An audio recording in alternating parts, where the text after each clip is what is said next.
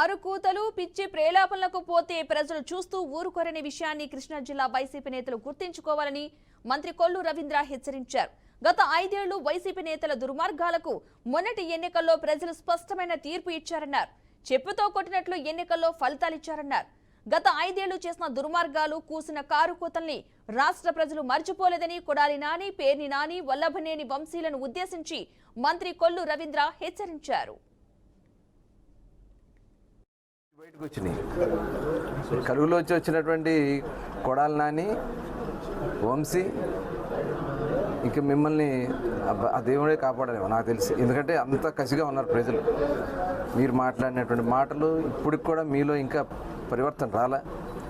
ఒకడు రాజకీయ సన్యాసం అన్నారు, ఒకడు అసలు రాజకీయాల్లో పోటీ చేయమన్నారు. సిగ్గు లేకుండా మళ్ళీ వచ్చి ఇవాళ ఏదో పిచ్చి పిచ్చి వాగుడు వాగుతున్నారు.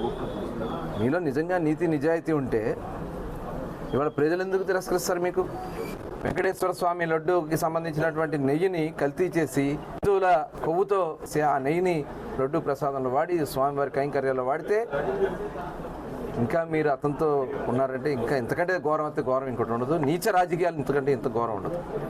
గతంలో కూడా ఇక్కడ పనిచేశారు ఒక ట్రాన్స్పోర్ట్ మినిస్టర్.